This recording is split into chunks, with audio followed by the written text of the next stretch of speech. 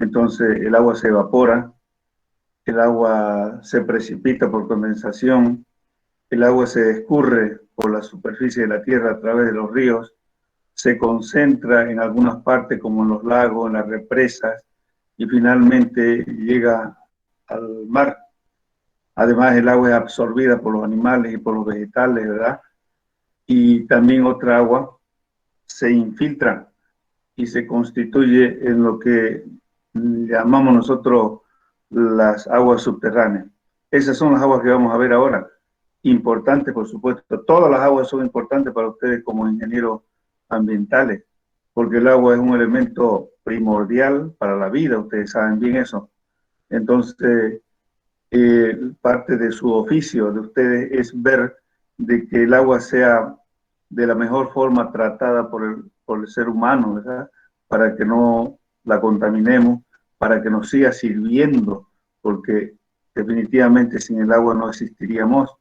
Entonces, por eso es la importancia que tiene el manejar las aguas. Y aquí en esta materia, en este tema, solamente algunos conceptos. Después van a tener muchas materias referidas a las aguas, su contaminación, etcétera, ¿verdad? Que ya la van a ver posteriormente. Pero acá vamos a ver algunos conceptos fundamentales, ¿sí? Que son necesarios conocerlos para poder entender lo que viene después. Bien, entonces vamos a leer un poquito lo que dice el texto. Las aguas, ¿sí? Perdón, gracias. Ahora sí, ¿ven mi pantalla? Sí, Inge. Bueno, entonces les decía yo que en general las aguas se hallen sobre, en o bajo la superficie del terreno, pueden encontrarse en estado sólido, líquido, gaseoso como el vapor de agua y sólido como el hielo y la nieve. El agua existente bajo la superficie del terreno es agua subterránea, así se la conoce la que se ha infiltrado por debajo de la superficie.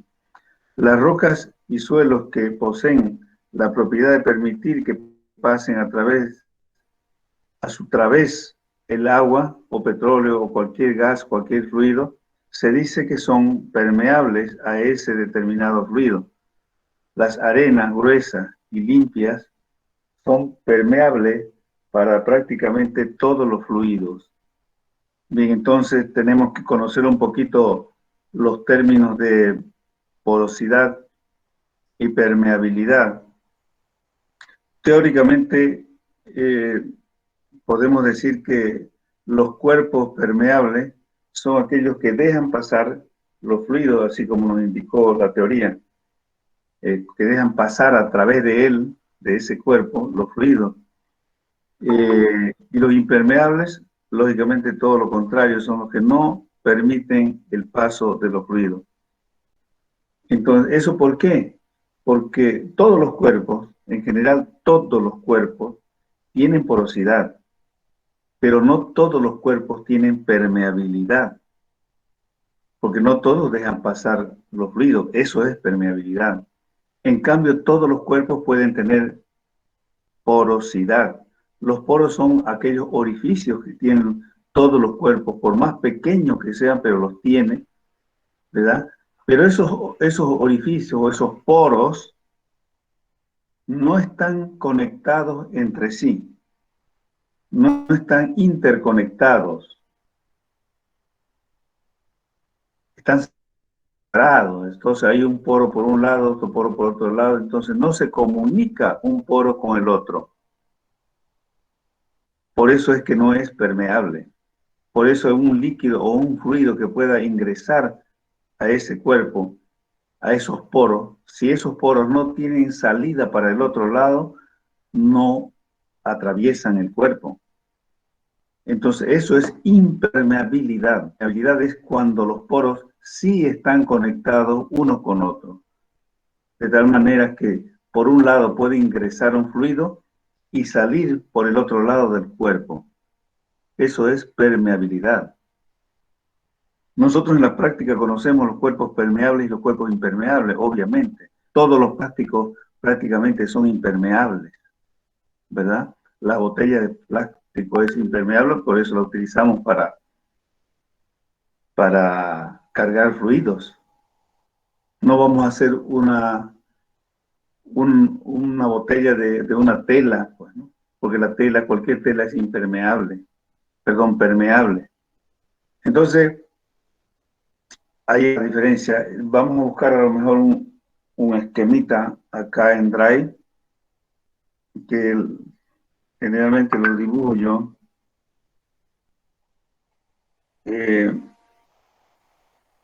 Un ratito, por favor. Acá un ejemplo muy sencillo.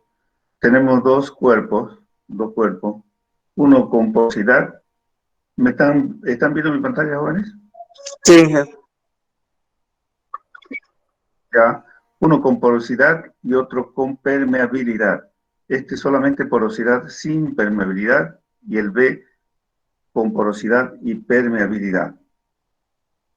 Los cuerpos que no tienen permeabilidad, pero sí tienen porosidad, por ejemplo, todos los cuerpos arcillosos tienen esa propiedad, las arcillas, las arcilitas, entre las rocas, las arcilitas y las limolitas, o sea, en general las pelitas, son rocas impermeables, que tienen mucha porosidad, así como las arcillas, por ejemplo, que tienen abundante porosidad, pero no tienen permeabilidad, no dejan pasar los fluidos.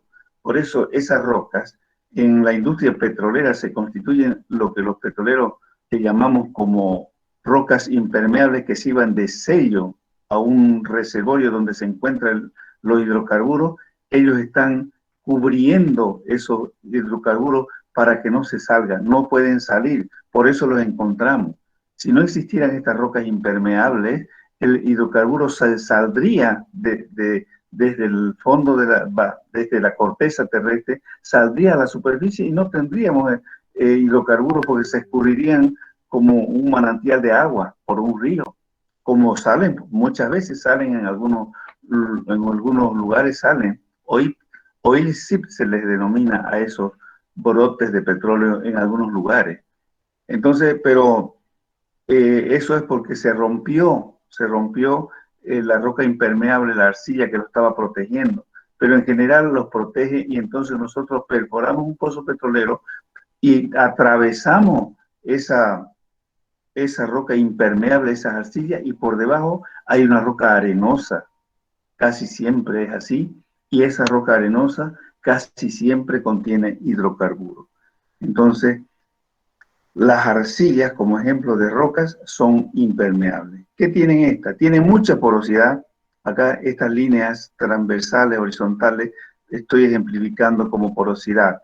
Entonces hay porosidad por este lado de la cara de esta roca y por el otro lado también. Pero las porosidades no se están comunicando entre sí, ¿verdad? No se están comunicando.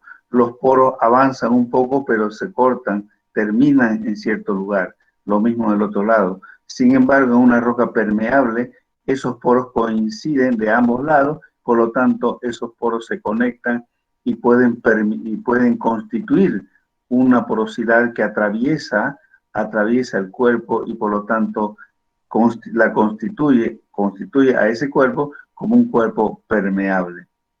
¿Se entendió lo que es porosidad y permeabilidad, jóvenes? sí, que por mi parte sí. ¿Los demás entendieron? Esto es importante para después. Sí, ingeniero. Son conceptos muy sencillos. ¿Perdón? A mí, por favor, ¿Perdón? es que no lo entendí. Disculpe, es que no llegué a captarlo bien. Ya.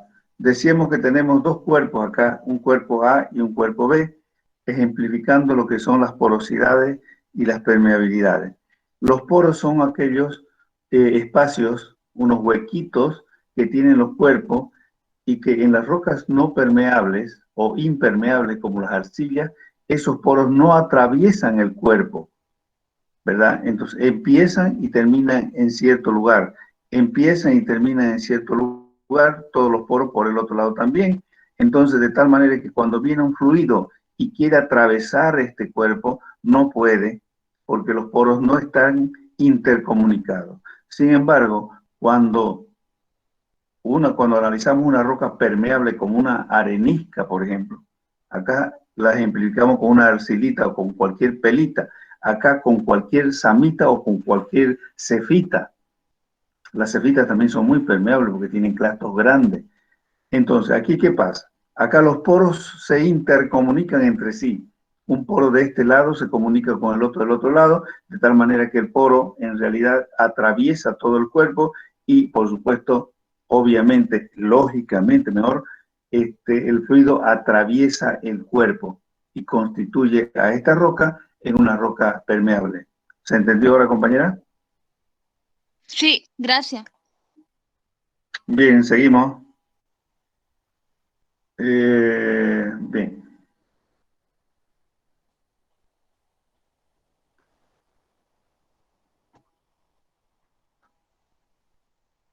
Seguimos leyendo un poco. Las aguas subterráneas proceden principalmente de la infiltración de aguas meteóricas, tales como el agua de lluvia o el hielo o nieve fundido, y de los escapes o las infiltraciones de cursos de aguas, lagos, canales, embalses u otros depósitos de agua. Las aguas profundas eh, no son H2O, o sea, lo que quiere decir que las aguas profundas, las aguas que están en la corteza terrestre, pero a gran profundidad, no son H2O. ¿Qué quiere decir esto? Que no son agua pura, porque el H2O es agua pura, que no tiene otra cosa más que hidrógeno y oxígeno, ¿verdad? Pero no son así las aguas esas. ¿Por qué? Porque están contaminadas, pues, ¿no?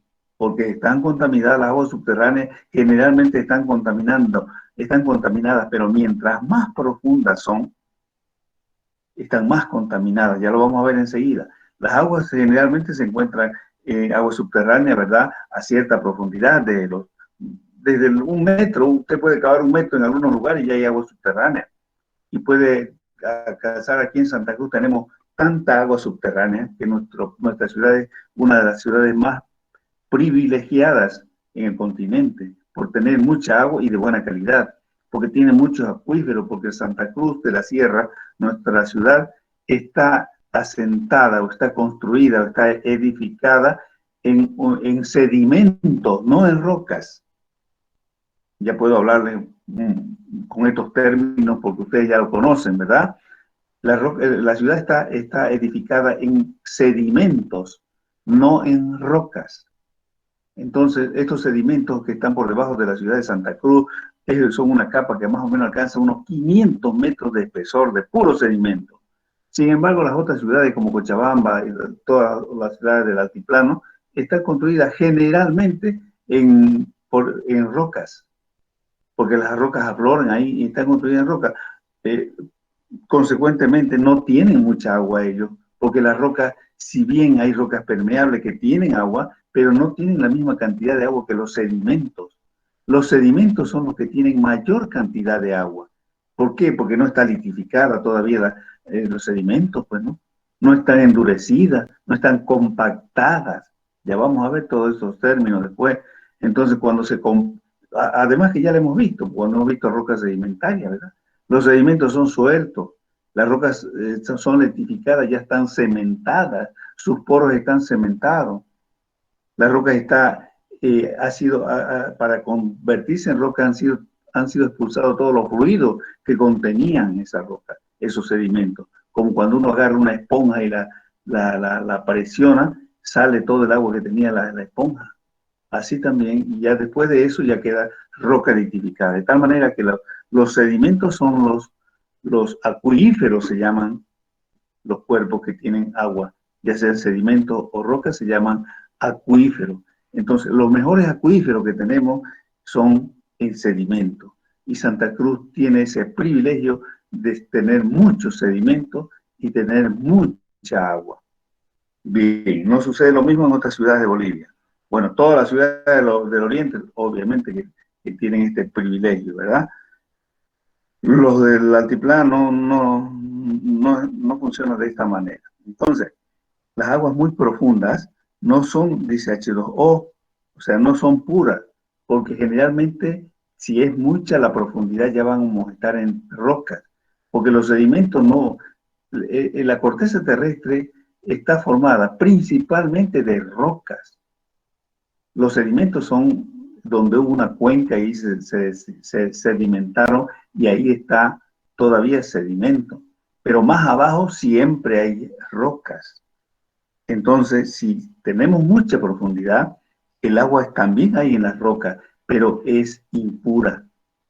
Impura ya lo vamos a ver por qué, enseguida nomás, porque esa roca ya se formó y se formó, a lo mejor se originó en un mar o en un río, pero que no, por ser tan viejo y tan vieja esa agua, se contamina con todos los iones que puede tener esa roca o con todos los iones que pudo tener el agua donde esos sedimentos se depositaron.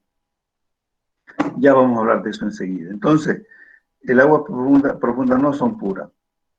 Agua químicamente pura, o sea, las aguas profundas no son agua químicamente pura, sino, dice, aquí no sé por qué hay un punto, soluciones, no andamos, soluciones o suspensiones de sustancias diversas, las cuales pueden variar desde contenidos muy débiles hasta concentraciones muy altas.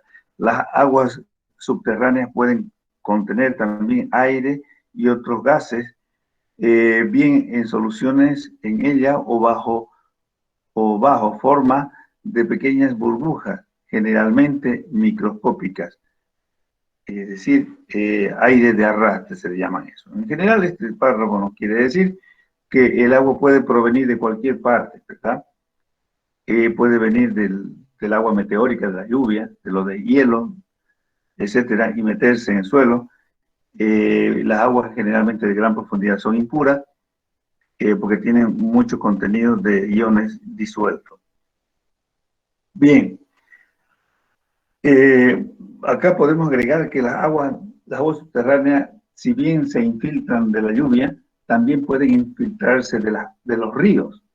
Un río, ¿verdad?, que tiene agua, el agua del río no solamente corre por la superficie, sino que también se infiltra y también hay una capa de agua por debajo del río que está circulando en el mismo sentido del río, por supuesto, también obedeciendo a la gravedad.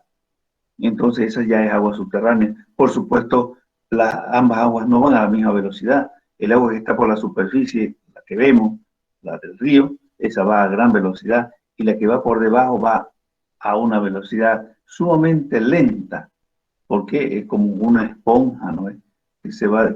Por donde se va deslizando el agua lentamente. Bien, vamos a ver entonces el siguiente párrafo que nos dice: hay agua subterránea de otras dos procedencias. Las de acá hemos visto que proceden de diferentes partes, ¿verdad? Pero siempre de la superficie. Todas siempre son aguas meteóricas, que, bueno, finalmente todas provienen de la lluvia.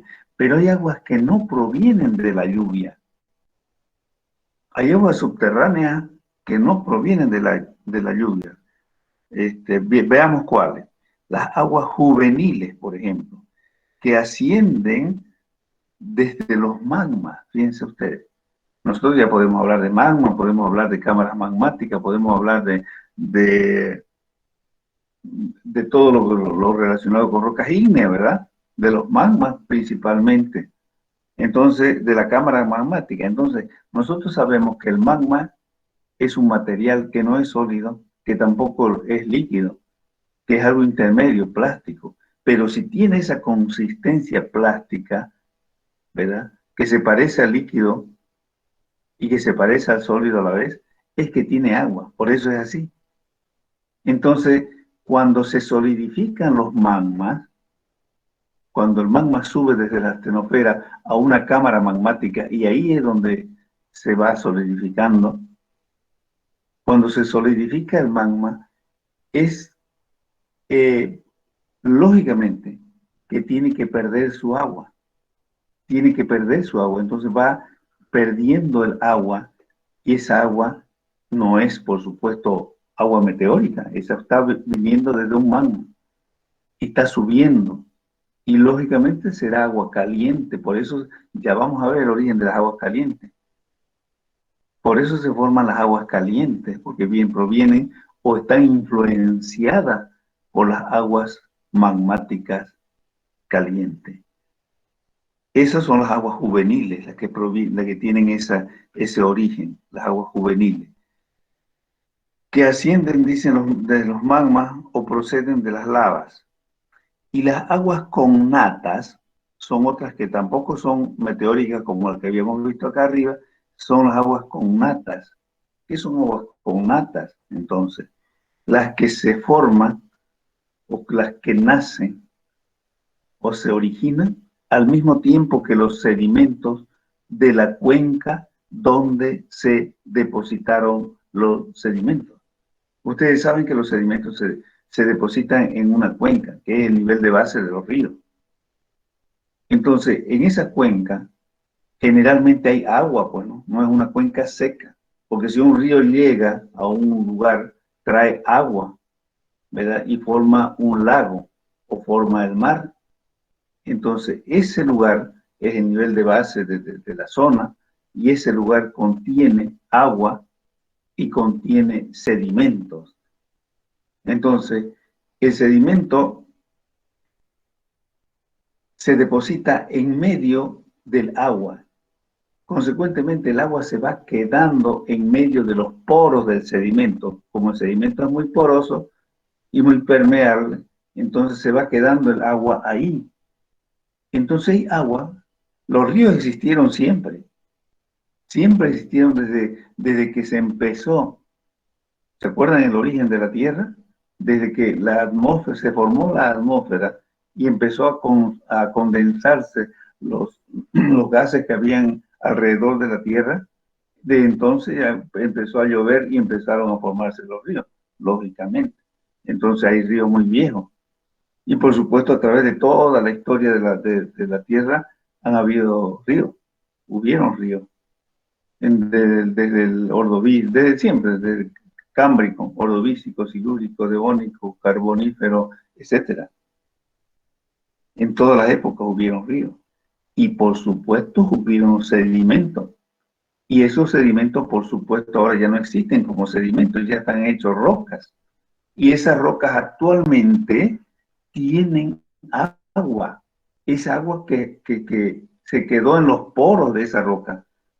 Aunque la roca se litificó, se endureció, se compactó, incluso así, siempre quedan espacios vacíos. Y siempre da lugar a que esa roca pueda ser permeable y pueda ser porosa. Entonces, cuando nosotros buscamos petróleo, generalmente el petróleo lo encontramos en las rocas, no en los sedimentos, porque si tuvieran los sedimentos ya se hubiesen salido, como les decía, son muy permeables. Pero en las rocas allá hay rocas permeables donde se ubica los hidrocarburos, y por encima y por debajo tienen rocas impermeables, sellos se llaman, que sellan, que no dejan pasar el hidrocarburo y lo mantienen ahí. Entonces, y asociado a los hidrocarburos siempre hay agua. Asociado a los hidrocarburos siempre hay agua. Y que esa agua tiene la misma edad que los sedimentos, lógicamente. Entonces, si tenemos sedimentos, si tenemos rocas de 400 millones de años, bueno, esas van a haber agua también ahí, de 400 millones de años. Y cuando sacamos el petróleo, nos encontramos, o cuando estamos buscando petróleo, nos encontramos con esa agua, porque perforamos la roca donde están y la agua sale. ¿Y qué se llaman esas aguas? Aguas connatas. Y esas aguas son las impuras de las que hablábamos anteriormente. No son H2O ya, porque son tan viejas que han disuelto muchos minerales y se han contaminado con esos iones. Otras veces se contaminan con hidrocarburos y generalmente están contaminadas con las sales de su cuenca, de las aguas de su cuenca, lógicamente. Si en este momento la cuenca de los mares, ¿verdad? Hablemos, por ejemplo, del Océano Atlántico, el, los sedimentos están llegando a través de los ríos y se están depositando ahí. Se están depositando relacionados a un tipo de agua. ¿Cómo es el agua de los mares? Pregunto. ¿Qué característica tiene? ¿Salado? Salada. Salada. Muy salada es. Entonces, consecuentemente, esa agua ahí van a quedar. Cuando los sedimentos de los océanos actuales, de los mares actuales, se conviertan en roca, porque algún día se van a convertir. Van a pasar unos cuantos millones de años, porque el tiempo no se detiene finalmente, pues, no termina. Lo que nos terminamos somos nosotros. Pero la vida y el universo sigue funcionando, como lo ha hecho a través de todo el tiempo de su existencia. Entonces, de aquí a unos cuantos millones de años, todos los sedimentos que se están depositando actualmente en esas cuencas se convertirán en rocas. Y entonces en esa roca habrá agua, ¿verdad?, de los océanos correspondientes. ¿Y cómo va a ser esa agua? Salada. Igualmente encontramos ahora agua salada dentro de la formación, de las formaciones de todas las edades. Del Devónico, por ejemplo, 4.000 millones de años, perdón, 400 millones de años, ¿verdad? El Devónico, ahí hay agua. Cuando buscamos hidrocarburos, cuando sacamos hidrocarburos, nos encontramos con esa agua, que tienen esa edad y que están contaminadas con sal. ¿Por qué? Porque esa agua, esas rocas son de origen marino. Bien, ¿se entendió lo que son las aguas juveniles y las aguas cognatas jóvenes? Sí, Jesús. ¿Alguna duda? ¿Algún comentario? Disculpe, dije, ¿tendría algunos ejemplos para explicar un poco más sobre las aguas con notas? Aguas cognatas, Sí. ¿ya? Bueno, las aguas cognatas, como les decía, son antiguas y generalmente nosotros las conocemos porque nosotros buscamos hidrocarburos. Por eso las conocemos. A ver, pregúntenle a Zahuapac si ellos conocen agua cognata. No conocen, porque ellos no perforan a grandes profundidades. Ellos perforan hasta los 500 metros, a lo mejor. No hay necesidad de perforar más. Entonces, ¿por qué? Porque tienen agua a mucho menos profundidad. Ellos no conocen estas aguas. Los que conocen estas aguas somos los petroleros, porque nosotros al perforar un pozo petrolero buscamos los hidrocarburos, siempre están en la roca y a mucha profundidad, porque los hidrocarburos que estuvieron a menor profundidad ya se salieron, ya no existen, ya se salieron, ¿verdad? Entonces, buscamos a los hidrocarburos a 1.000 metros de profundidad, 2.000, 3.000, 4.000, 5.000, 6.000, 7.000 metros de profundidad, 7 kilómetros de profundidad también. Acá en Bolivia explotamos esos hidrocarburos de allá, del Devónico o del Silúrico, más viejo todavía. Entonces, desde allá podemos encontrar los hidrocarburos y sacarlos. Entonces, los hidrocarburos están asociados siempre a aguas cognatas. ¿Por qué? Porque en la cuenca donde se depositaron los sedimentos, ¿verdad?, eran aguas marinas, generalmente saladas. Y los hidrocarburos se originan también en ese ambiente, en un ambiente nerítico generalmente.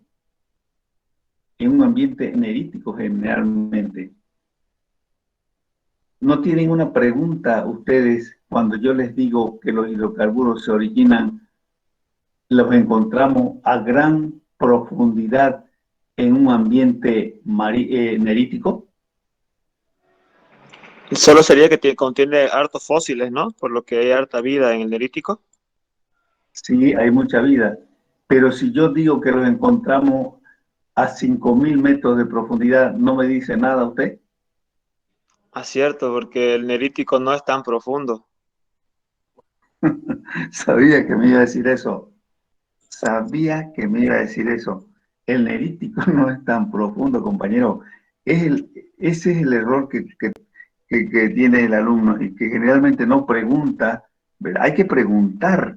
Ese razonamiento que hace usted es un razonamiento lógico, pero que merece ¿qué? Merece una explicación. A ver, el nerítico, el nerítico es un ambiente marino que no alcanza más que 200 metros de profundidad del mar. Y entonces yo le digo, nosotros sacamos hidrocarburos desde los 5.000 metros de profundidad, desde rocas neríticas. Parecería que hay una contradicción, ¿correcto? Sí, Inge, Bueno, pero pero no es así. sí, Sí, continente. ¿perdón? Pues sería porque estaría en el continente y eso le daría más profundidad sobre el nivel del mar, más o menos, sobre el nivel de base del mar. Bueno, así lo estoy viendo ahorita. A ver, Eso, ¿cómo? sea, al estar en el continente, ¿no es cierto? Lógicamente está más alto sobre el nivel del mar, entonces al penetrar el continente hasta llegar a ese lugar, se le aumentarían los metros extras que tendría, los kilómetros. Ya, no, no, Bueno, no, eso no, sí, no, así no. más o menos lo vi. Ya, no, no es así. El asunto es lo siguiente. Actualmente, hoy, existe, por supuesto, el ambiente nerítico en cualquier mar. Analicémoslo allá en la costa del Brasil, ¿verdad? En Atlántico. Ahí está el nerítico. Ahí se está formando el nerítico. Pero ese nerítico algún día se va a terminar, porque va a terminar, porque el océano Atlántico se va a terminar. Algún día se tiene que terminar, no es eterno. Nada es eterno. Cuando suceda eso, ¿qué quiere decir? Bueno, primero, imagínense ustedes, el nerítico actual, ¿verdad? El nerítico actual, después de 2 millones o 3 millones o 10 millones o 20 millones de años, ¿va a seguir siendo nerítico ese lugar que hoy es nerítico? Pregunto. No, No, no va a seguir siendo nerítico. ¿Por qué? Porque encima se le van a depositar sedimentos, ¿verdad? Que han pasado 30 millones de años y por supuesto una gran cantidad de sedimentos va a venir sobre el actual ambiente nerítico. Y ese ambiente nerítico, esas rocas de hoy, de este ambiente nerítico, estarán ya varios kilómetros por debajo. ¿Sí o no? sí, Pero no dejará de ser porque ya se quedaron atrapados ahí todos los fósiles que murieron en ese ambiente nerítico. Y esas rocas que quedaron ahí sepultadas a no sé cuánto, pongámosle a 2 kilómetros de profundidad, esas rocas van a seguir siendo las mismas rocas porque quedaron ahí. Y el ambiente ese seguirá siendo de origen nerítico. Pero de aquí 30 millones de años adelante, seguirá a lo mejor habiendo ese ambiente nerítico allá en la superficie. Pero las rocas que están por debajo, a 2 ¿cómo se llama? 2 kilómetros de profundidad, esas no va a cambiar, pues, ¿no? Va a seguir siendo la misma roca, con todos los fósiles que se formaron a 200 metros de profundidad, correcto, todo lo que pasó. Eso queda como un registro nada más.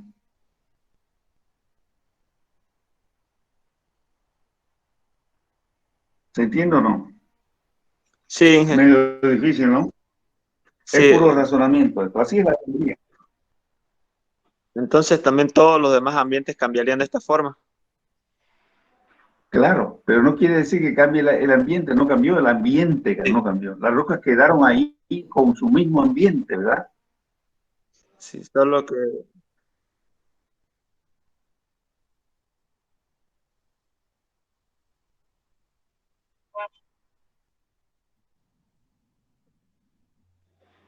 Exactamente. Por eso actualmente, después de muchos millones de años, nosotros buscamos hidrocarburos y buscamos en rocas que tienen hidrocarburos y podemos perforar 5.000 metros de profundidad y buscamos, lo encontramos y ahí analizamos y vemos que esa roca que está actualmente a 5.000 metros de profundidad se depositó en un ambiente nerítico. ¿Correcto? sí, Inge. Bien. Esto hay que un poquito analizarlo, ¿verdad? Interpretarlo, porque es bueno conocer estas cosas, ¿verdad? Para que no queden en la nebulosa ahí. Entonces, de esa manera podemos encontrar rocas neríticas que se depositan. Entonces uno, por ejemplo, miren ustedes lo que es. Miren, cuando vamos acá, es que nos falta práctica de campo en realidad.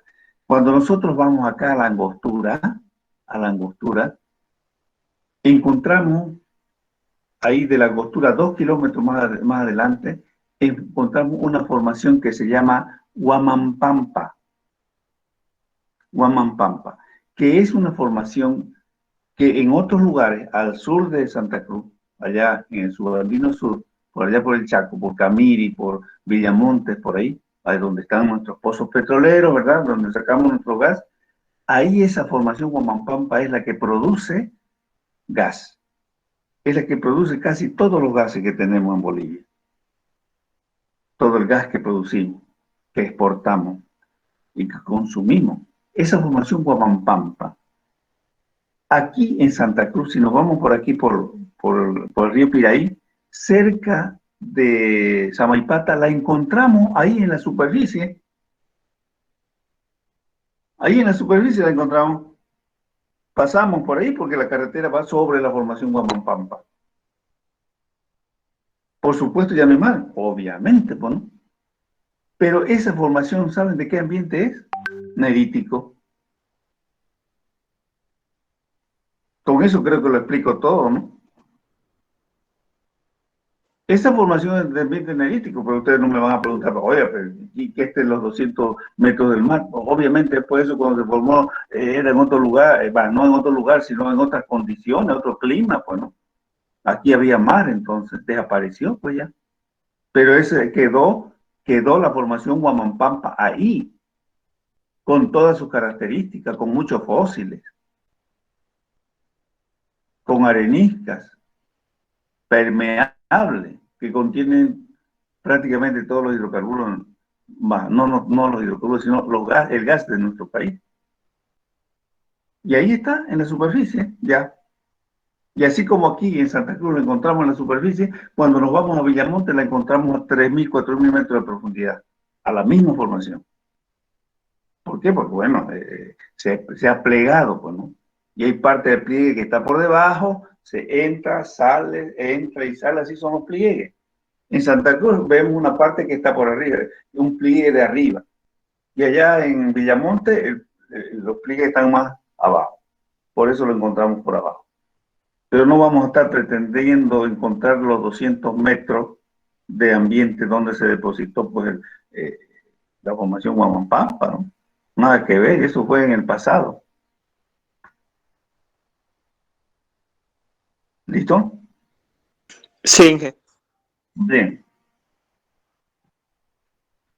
Cualquier cosa, cuando quieran ustedes podemos seguir discutiendo sobre estas cositas que son extra, pero que son muy interesantes. Seguimos. Esas son las aguas con nata, entonces, ¿verdad? Aquí vamos a ver algunas características o algunos tipos de agua que nosotros encontramos. Tenemos puro sedimentos.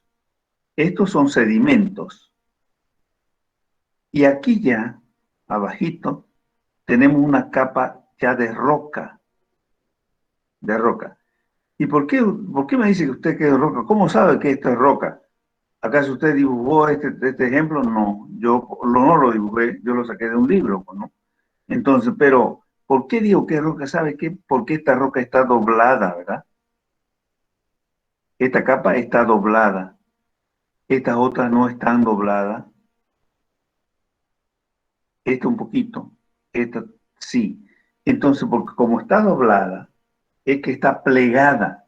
Y si está plegada, es que decir que ya es roca, que es antigua.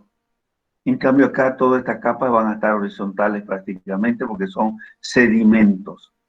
Entonces, vamos a analizar los tipos de agua que existen en los sedimentos. Bien, nosotros tenemos acá una capa superficial que es hasta donde llegan las raíces de los vegetales, de los arbolitos, y ahí tenemos varios tipos de agua en esa sección. Por ejemplo, tenemos el agua, no sé si ustedes me ayudan a leer, no leo bien acá yo. Humedad, dice agua, humedad higroscópica, creo, ¿verdad? Aquí. Hola.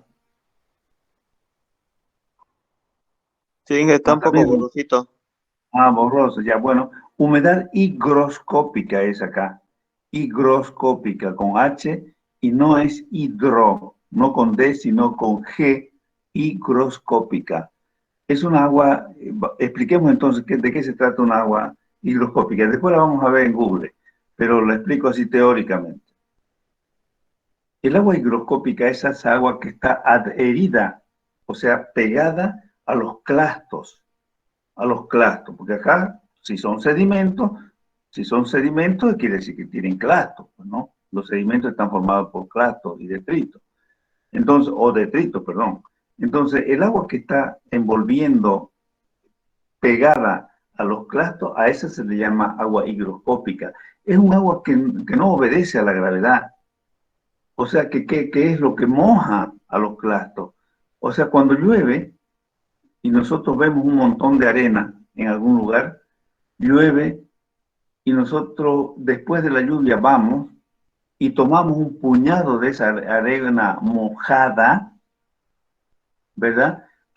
Inmediatamente después de que dejó llover y vamos, o cuando está lloviendo, tomamos un puñado de esa arena y vamos a ver que de la arena se escurre una agua de nuestra mano, se escurre, cae por gravedad.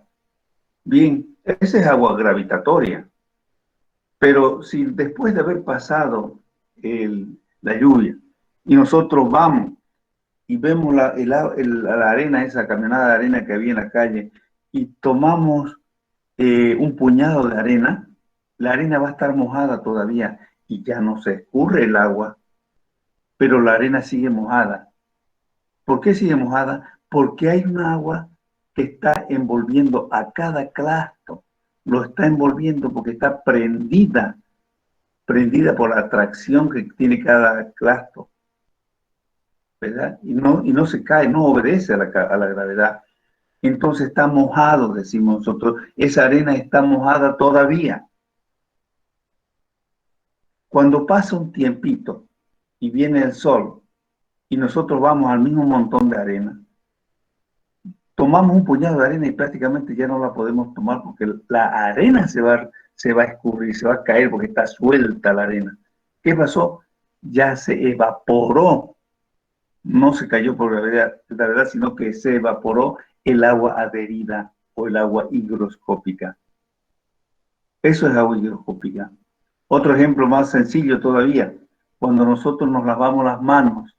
Cuando nosotros nos lavamos las manos, nuestras manos primero se escurre el agua por gravedad y después deja de escurrir pero nuestra mano no queda seca, nuestras manos quedan húmedas. Esa humedad es la higroscópica, pegada a nuestra piel. Y que nosotros necesitamos agarrar una toalla o un instrumento que nos lo haga evaporar. Y nos quitamos para secarnos las manos. Estamos quitando el agua higroscópica. ¿Se entendió lo que es agua higroscópica? Sí, Sí, se entendió. Bien. Después tenemos el agua libre. Bueno, hay por todo esto hay agua higroscópica, no solamente en ese lugar. Acá también en todo esto que se denomina agua badosa, también hay agua higroscópica. Por acá también hay agua libre. El agua libre es la que obedece a la gravedad, se mete por los tubitos, por la permeabilidad, por la porosidad de los suelos estos que pueden ser areniscas, ¿verdad?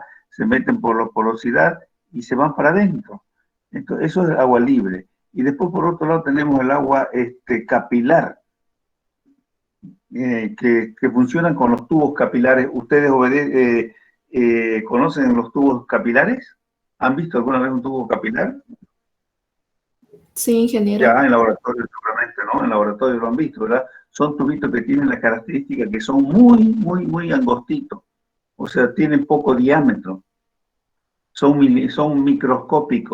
microscópicos, prácticamente no se los ve.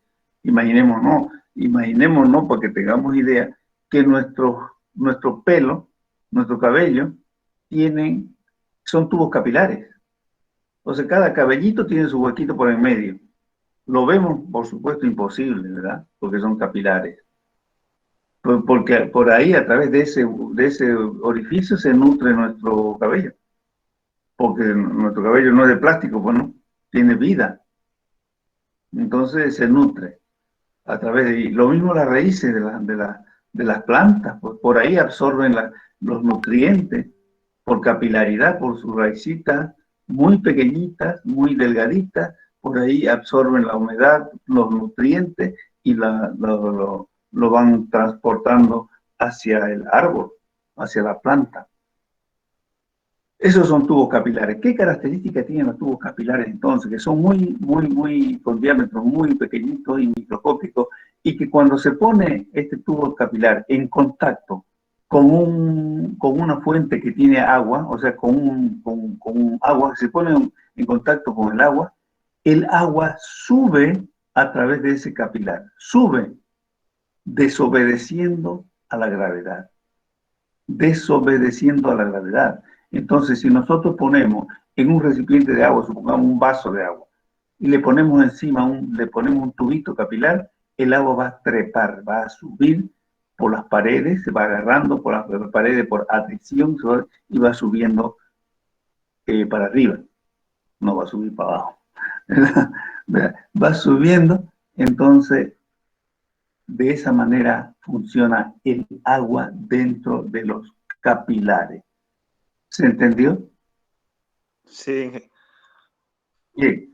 Entonces, las condiciones para que exista agua capilar en algún lugar es que tiene que haber, por debajo de los capilares, tiene que haber una fuente de agua, o sea, un lugar donde haya agua para que pueda absorber agua, pues, ¿no? No va a funcionar el capilar si no hay agua, pues, ¿no? Tiene que haber agua para que el agua pueda subir por esos capilares. Entonces, de pronto, en un lugar donde está seco, donde está seco, podemos encontrar humedad que ha subido desde más abajo, ¿verdad? Y que ha humedecido más arriba por capilaridad. Un ejemplo que existía ahora, que ya no existe, es ahí donde, en nuestra universidad, ahí en los módulos, nuestro famoso curichi, ¿verdad? Los curichis en la naturaleza funcionan así, en el campo, por eso esto antes se llamaba un curichi, ahora ya no es un curichi, porque ahora ya le metemos agua. Todas las aguas de lluvia creo que van y caen ahí, de las calles de nuestra universidad. Entonces se llena de agua, pero antes no, era un pozo que estaba húmedo y que tenía humedad porque el agua que contenía subía por capilaridad desde abajo. y humedecía y siempre había agüita ahí, y había vegetales ahí, hasta en tiempo seco. Yo todavía lo conocía así, a este famoso culiche. Ahora lo han hecho muy bonito, ¿verdad? Pero ya no es un culiche. Bien, antes hasta los animales venían por ahí, venían, alguna gente tenía sus animalitos por ahí, venían a ver agua ahí, a cosas, vacas, caballos, ovejas venían. Bien, capilaridad entonces. Es importante que haya una fuente de alimentación para los capilares. Otra agua que hay acá también es el agua colgada acá.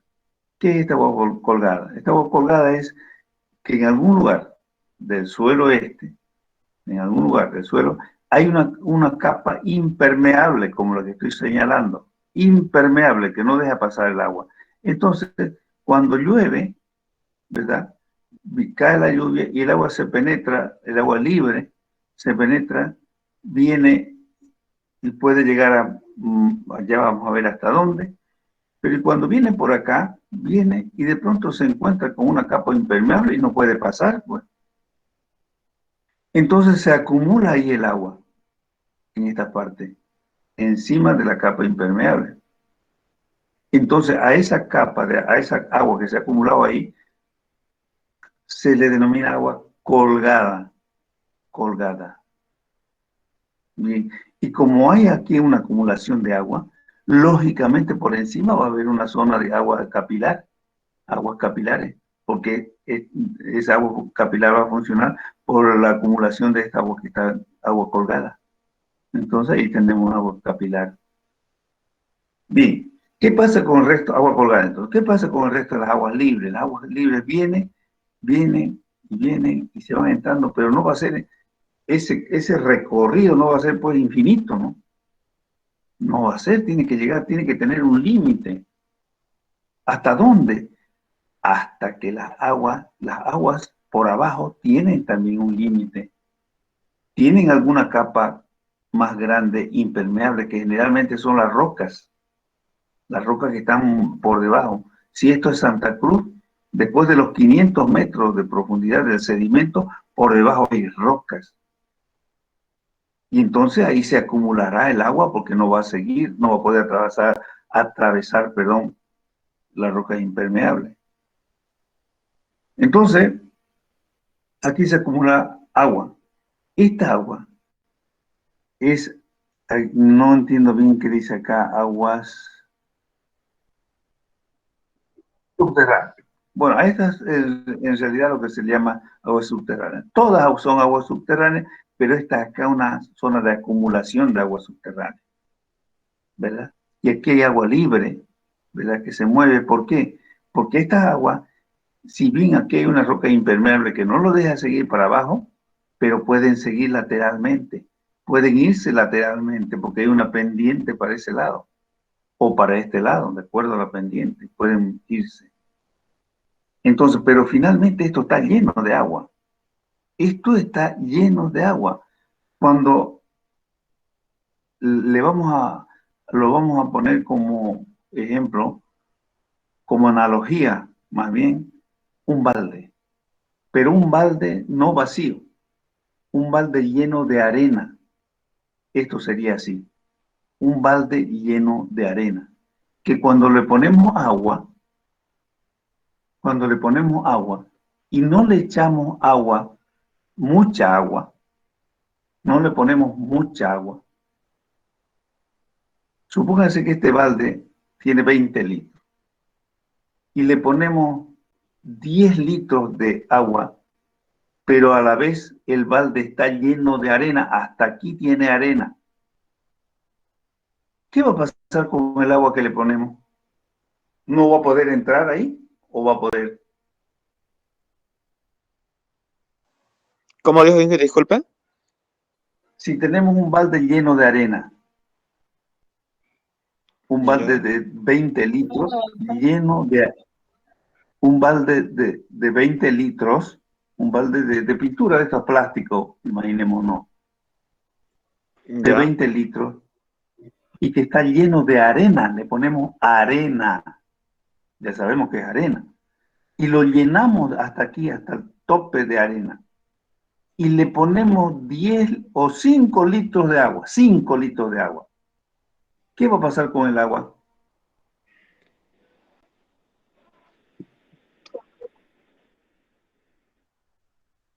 Exactamente. ¿Hasta dónde se va a llegar más o menos esos 5 litros? No le digo exactamente, pero ¿hasta dónde podría llegar esa humedad? Más o menos hasta la mitad, yo diría. Bueno, hasta la mitad no importa. No importa, no sabemos exactamente. Hasta la mitad. En este caso, pongámosle que llegó hasta aquí. Están viendo mi cursor, ¿verdad? Sí. Bien, hasta ahí va a llegar. Entonces, ¿en qué condiciones está la arena que está por debajo de este nivel? ¿Está lo mismo que acá, que está por encima de ese nivel? ¿Las mismas condiciones de agua hay aquí que por encima? No, porque humedeció abajo y arriba está seco. Humedeció abajo y arriba seco. Seco. Es una forma de decir, pero en realidad acá abajo no ha humedecido solamente, porque ya habíamos hablado de humedecer. Cuando usted dice humedeció, estamos hablando de humedad higroscópica solamente. Pero acá no solamente hay humedad higroscópica con esa agua que le hemos puesto. ¿Qué pasa acá con el agua que le hemos puesto? ¿Qué pasa hasta aquí, hasta este límite? ¿Cómo está el agua acá? Se vuelve un depósito. Libre también, hay suficiente agua. Esto que está por debajo está saturado en agua. ¿Qué implica la palabra saturado? Es una palabra del laboratorio químico. El agua se depositó ahí y no ¿Qué, puedes pero, subir. qué quiere decir que está Que está lleno, que saturado? Está lleno, que está lleno. Que está lleno de agua hasta aquí, todos los poros de esta arena, por eso dije ejemplo de arena, ¿verdad? Todos los poros de esta arena que está aquí, en este balde, están llenos de agua, llenos. Aquí está lleno, por eso es agua libre, que se puede mover, pero está lleno de agua. Eso quiere decir que, entonces, nosotros agarramos a nuestro balde lleno de arena, le ponemos 5 litros de agua, estamos repitiendo, y el agua que le hemos puesto llega hasta este límite, y desde el límite ese para abajo, el agua, todos los poros de esa arena que le hemos puesto están llenos de agua. ¿Sucede lo mismo aquí arriba? No, porque acá solamente hay agua higroscópica, porque acá solamente hay agua libre que puede correr para abajo, y agua colgada, y agua, ¿qué más? Capilar, toda esa agua hay acá, pero no está todo lleno de agua como acá. Acá ya no se puede distinguir el agua higroscópica, no se puede distinguir. Ni el agua libre, bueno, se puede distinguir el agua libre porque se mueve un poco. Ni el agua capilar no se puede distinguir aquí ya. Todo está lleno de agua. Es decir, que ese sector se llenó de agua, es decir, que está saturado en agua. Sigamos. A este nivel donde llegó nuestra agua se le llama nivel freático. Nivel freático. Aquí dice nivel de agua, creo, ¿no? Bueno, nosotros lo vamos a conocer porque así está en la mayor parte de las literaturas como nivel freático. Usted pregunte a cualquiera, el nivel freático, ¿cómo está el nivel freático en este momento allá en Santa Cruz o en cualquier ciudad? El nivel freático es eso. ¿Qué quiere decir? Que el nivel freático es una superficie, no es una línea, obviamente, es una superficie que por debajo de ella está todo lleno de agua. Eso es nivel freático. Cuando nosotros hacemos un pozo para sacar agua, Saguapaga hace un pozo para sacar agua, tiene que perforar hasta encontrar un nivel freático, porque el nivel freático para abajo ahí tiene mucha agua y de ahí bombea. Pero por supuesto ahí no está pues vacío, ¿no? No es que solamente hay agua, no, hay arena como nuestro ejemplo. Bien, este nivel freático, tengámoslo en cuenta, el nivel freático. Bien, sigamos analizando esto. ¿Qué sucede si acá en la superficie, en esta zona, bueno, vamos a seguir con nuestro ejemplo del balde? ¿Qué sucede si le seguimos echando agua a nuestro balde? Le ponemos otros 5 litros más. El nivel freático sube. Eso es lo que yo quería que me contesten. El nivel freático sube también. ¿Y hasta dónde puede llegar nuestro nivel freático si nosotros le seguimos aumentando agua? Hasta la superficie. ¿Y qué va a pasar si le seguimos echando agua y ya está en la superficie? Va a rebalsar. Va a quedar un curichi. Exactamente. Ahí se forman los curiches. El agua se rebasó, se escurrió, está en la superficie. Eso es lo que sucede con las lluvias. Cuando nosotros tenemos en un lugar, claro, acá ya no podemos apreciar casi eso porque todo está con asfalto, nuestras calles, pero en los lugares, en los barrios donde no hay asfalto todavía, y vemos que hay acumulación de agua, no vayan a creer que solamente esa agua es por agua que vino corriendo por la superficie. No, es que ya se llenó y el nivel freático está ahí arriba. Por eso es que no se evapora. Por eso es que no se escurre, no se acaba, porque está ahí el nivel freático si todo está lleno de agua. Entonces tiene que venir una máquina y hacerle un canal para que se vaya para otra parte. Y seguro va a seguir saliendo todavía. Por eso van a tener que usar algunas bombas para bombear y sacar el agua de ahí. Y seguramente va a seguir saliendo todavía. Pero como ya dejó de llover, en la zona, entonces nuestro nivel freático, ¿qué le va a pasar? Va a bajar. Va a bajar. Va a ir bajando, porque el agua no es como mi balde. Pues.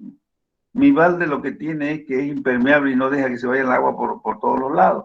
Sin embargo, en la naturaleza y en nuestro suelo, el agua inmediatamente deja de llover ya, todo el tiempo va lloviendo, el agua se va moviendo ya, se mueve para todos los lados y el nivel freático siempre tiende a disminuir. Y cuando deja de llover, lógicamente nuestro nivel freático, como ya no se está alimentando de agua esa zona, el nivel freático va a volver a bajar.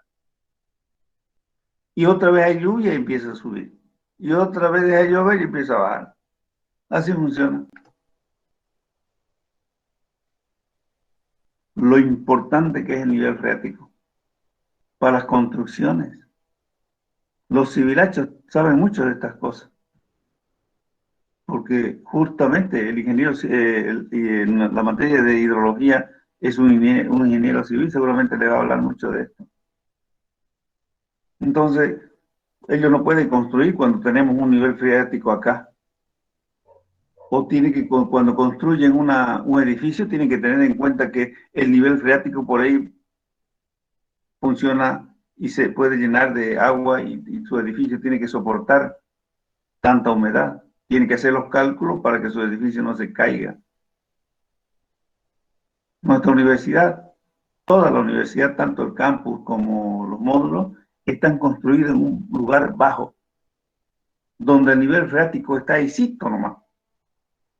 Por eso es que todos los edificios que se construyen por ahí, mientras están construyendo, están bombeando el agua, una bomba y ellos van cavando. ¿Por qué? Porque el agua sale y sale y sale y sale, porque ahí está el nivel freático. Sin embargo, cuando usted construye más arriba, ya por la avenida Avance, por ahí ya no hay, el nivel freático está más abajo. Más abajo.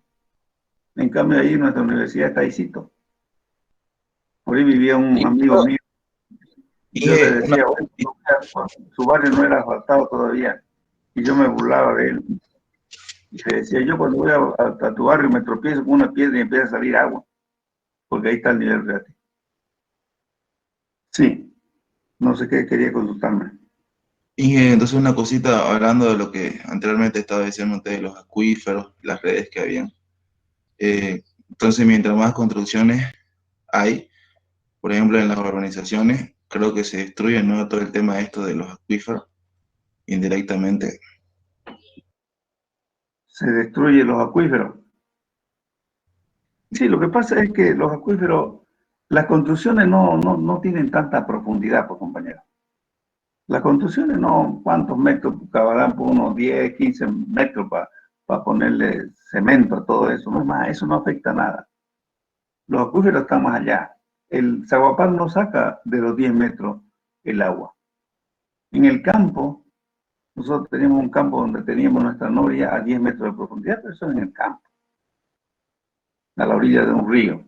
Acá también, aquí en el río Parapetí, aquí en las cabañas, hay unas norias, no sé si ustedes han visto, en las cabañas hay unas norias de Yo ladrillo. tengo también por aquí Ingenoria, por aquí ¿Dónde? por mi pueblo, aquí ¿Dónde? en Guaitú, ¿Ya? la ¿A los provincia de cuántos Chilo. metros? ¿Cómo dijo? ¿A cuántos metros de profundidad? Ah, creo que está a unos 6 metros, por ahí está aquí. Aquí está Claro. yendo a camino a Michaco, hay una noria. Ya. ¿Por dónde es eso, perdón? La provincia de Chilo, la comunidad de Buenavista, un pueblo de Maguaitú. Ah, ya, por Buenavista. Sí, Ah, ya, claro. De que está cerquita, debe estar en la parte baja, ¿no es cierto? Del sí, río, pues, Río cerca del Sorotó. río Surutú, cerca del Sí, río Surutú. Correcto. Me lo imaginé ya yo. Conozco por ahí. sí, por aquí cuando Listo. vamos ahí a controlar nuestros cafés y sacamos a veces agua. Claro, los cafetales los buenos cafés de Buenavista. Sí, sí. Ya, listo. Ya, pues, entonces, eso es lo que sucede. Ese es el nivel freático. Por supuesto, son zonas muy productoras porque el agua está ahí. Sí. ¿Se entendió lo que es Ingeniero, nivel freático? Sí, sí, que yo vivo aquí por la avenida Bush, cerca de la U, de Cuarto Anillo, avenida Bush, ya, y aquí cerca de mi casa, a 2 cuadras, están construyendo un edificio de ya llega creo que 10 pisos de alto y van a seguir construyendo más arriba. ya, Y para hacer los cimientos de ese edificio cavaron, o sea, tuvieron que cavar harto. Y claro, sin mentir, yo veía que al canal que está cerca de ahí, un mes sí, estuvo constantemente sacando agua ahí, un mes estuvieron sacando agua del claro, fondo. claro, claro. Así es. No es Agua, mentira agua eso. limpia, no agua sucia. Claro, claro. Es que ellos estaban con el nivel freático en el coto, pues, ¿no? Y tenían que disminuir el agua del nivel freático, que no lo dejaba trabajar. Y con ser que, como les digo, no habrán cavado más de 20 metros para poner su cimiento. ¿Mm? Pero claro, ¿y eso qué cree usted de esos edificios de ahí? Esos edificios corren peligro, compañero, porque el nivel freático sube y baja ahí siempre. Sí, ingeniero, eso le iba a preguntar, o sea, a pesar de que Por saquen eso, y caben, el agua no ahora vuelve a su los lugar. edificios, los edificios en Santa Cruz, todos están mal hechos. El otro día estuve en una charla que vino un especialista a hablarnos sobre los temblores que pueden haber en Santa Cruz, y ahí estaban toditos el colegio el colegio de ingenieros civiles, ahí en esa reunión, y ahí declararon que en Santa Cruz no hay un solo edificio hecho antisísmico. No hay uno. Todavía no han aplicado ninguna normativa por si hay algún temblorcito. O sea, un temblorcito y al suelo. Cuando en Miami ha sucedido, pues eso en Miami ha sido una falla de humedad, ¿no? Así que más vale que vayan haciendo su rancho lo más lejos posible de esos edificios.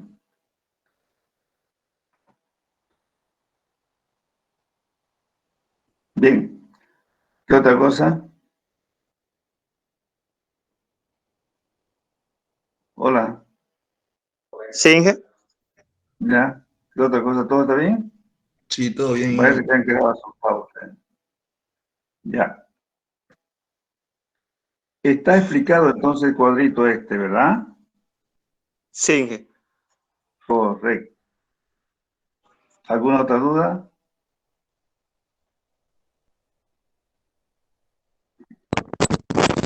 No. Digamos entonces. Bien. Cuenca y corrientes de agua subterránea. Bueno, algo de esto les había dicho ya. Las aguas subterráneas, todos los ríos, pongamos como ejemplo el río Piraí, por debajo tiene su cuenca. Pero, perdón, es que todavía no aclaré. En hidrología, que eso es una rama de la geología civil, el estudio de las aguas superficiales y subterráneas, se le denomina hidrología, el estudio de las aguas en general. Ellos consideran una cuenca, no el término cuenca en hidrología no es el mismo que nosotros hemos utilizado en geología. Nosotros cuenca es el lugar donde donde llegan todas las aguas y descargan todo el material que trae.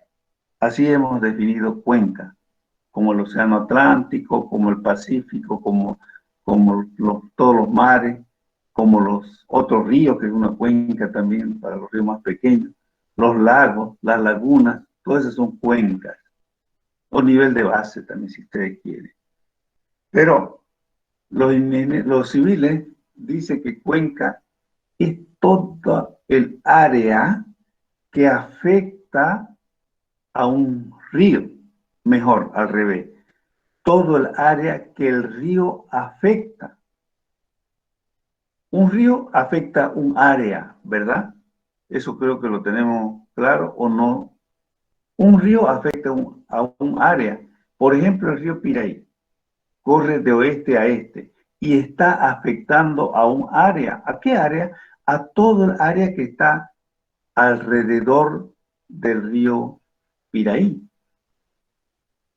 Es decir, todos los pequeños ríos que caen al río Piraí se llaman afluentes estos ríos, o quebradas también se llaman porque son pequeñas.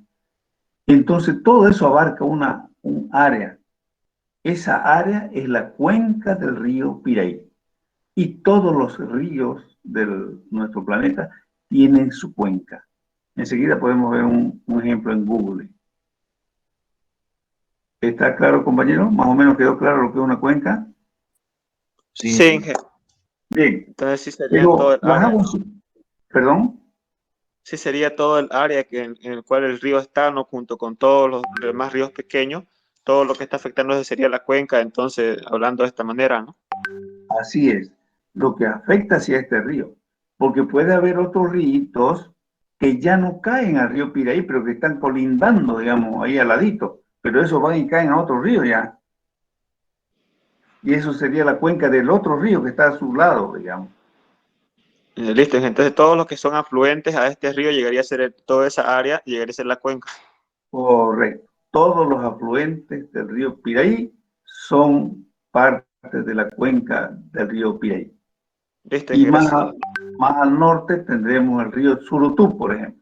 El río Surutú también tendrá su cuenca, y así el río Ichilo, el río Grande, el río Seco, el río Florida, todos tienen su cuenca. Bien, pero por debajo, estos ríos también todos tienen aguas subterráneas por debajo.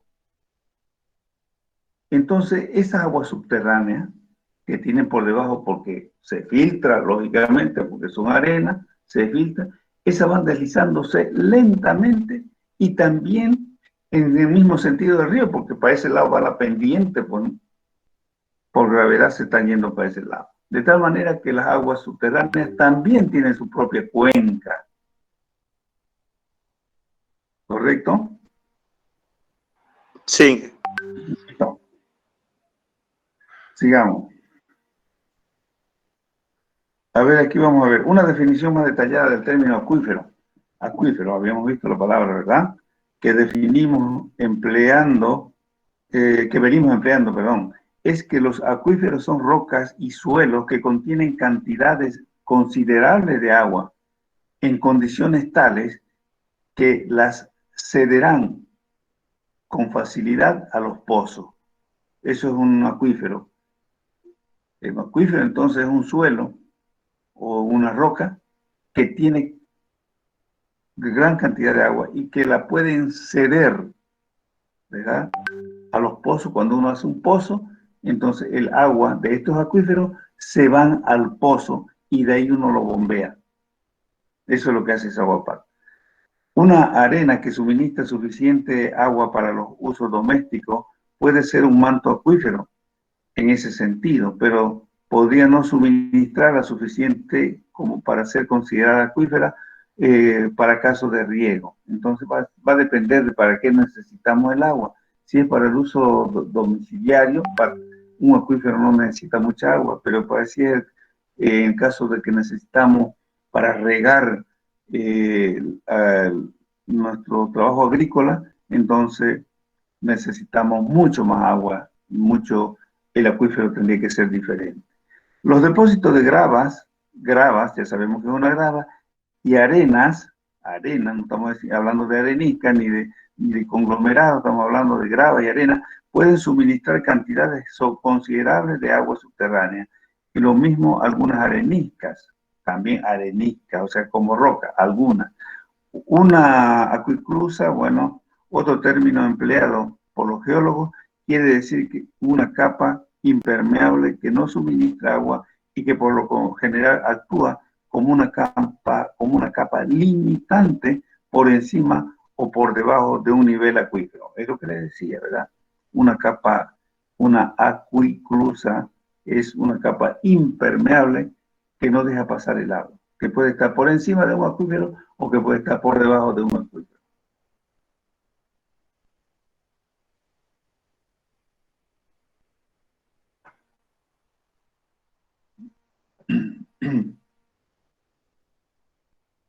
Seguimos. Bueno, captación de agua subterránea. La captación de agua subterránea se la puede hacer artificialmente a través de los pozos, como hace Agua, o las aguas también subterráneas pueden salir a la superficie a través de manantiales, ¿verdad? Decía yo que habían dentro de las captaciones de agua subterránea las artificiales y las naturales, ¿verdad? Las naturales se las denomina manantial y hay diferentes tipos de manantiales. Acá, por ejemplo, en este esquema que tenemos aquí, nos está mostrando, ¿no?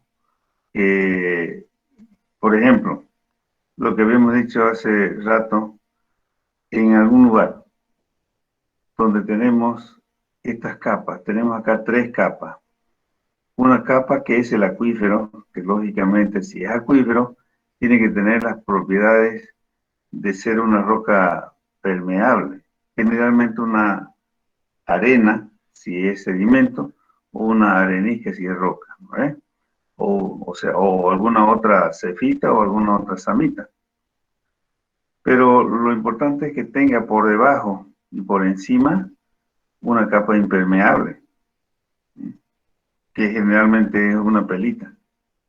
Una pelita ya sea limolita o arcilita, o limo o arcilla, que no dejen pasar el agua, de tal manera que si el agua se está deslizando por el acuífero, llega un momento, se topa con una fractura, una falla, y lógicamente el agua va a tender a subirse por esa fractura. ¿Por qué? Porque hay una presión acá.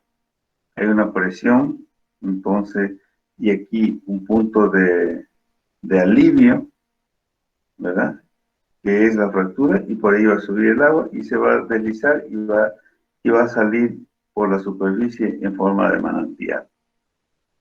Otra forma sería acá en este otro lado de la figura, donde el acuífero tiene un nivel de base, perdón, un nivel freático, nivel freático hasta esta línea, ¿verdad? El nivel freático.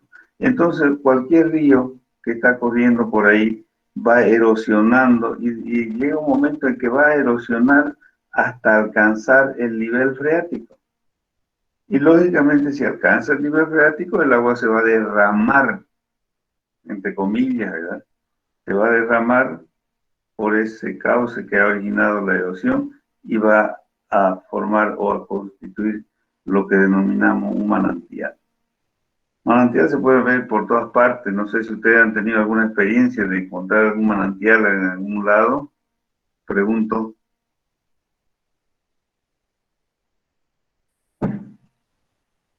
¿Cómo preguntó, ingeniero? No la escuché muy bien. Si alguien tuvo la experiencia de ver un manantial. Ingeniero, no sé si Aguascalientes, allá en Roboré, será un manantial. Aguascalientes sí, son manantiales de Aguascalientes. Yo solo vi, ingeniero, que por el Parque Amboró, cuando por las rocas, de las rocas, ¿no? ¿Cierto? De ahí salía agua y caía como un pequeño, como si fuese un pequeño laguito juntándose agua de ahí. Sí, son manantiales. Ya, yo les voy a mandar, no sé si les dije ya, no les he dicho, pero nosotros hicimos un trabajo en Roboré, en Charagua y en Camiri sobre los manantiales de aguas calientes. Ese es otro punto, ¿verdad? Las aguas calientes. Pero los manantiales normales hay por todas partes, ¿no? Las aguas calientes ya son un poco más raras porque tienen otro origen, tienen otro mecanismo para salir y para calentarse, entonces ya lo vamos a ver después. Yo, sin embargo, les voy a mandar los trabajos que hicimos de Soboré, Charagua y Camiri para que ustedes analicen porque son aguas calientes esas y tienen diferentes orígenes. La ley y después lo podemos comentar. Bueno, manantiales, como les decía, hay por todas partes. Si uno tiene cuidado cuando uno está en cualquier río y en cualquier quebrada, si uno va a su orilla, a la orillita del río, va a ver pequeños hilos, entre comillas, de agua que van cayendo hacia el cauce mayor. Esos son pequeños manantiales, ¿no es cierto? No son tan espectaculares, pero son manantiales. Manantiales espectaculares sí uno puede ver en otras partes. Yo no sé si conocen ustedes el manantial que hay aquí en la Angostura. En la Angostura hay una gruta de la Virgencita, ¿verdad? ¿Conocen? El chorrito. El chorrito. Ese chorrito es un manantial. Le han puesto ahí un tubito, una cañería le han puesto, pero en realidad es un manantial que viene porque hay una fractura ahí, una formación yaltata, es la formación arenosa, muy permeable. Por eso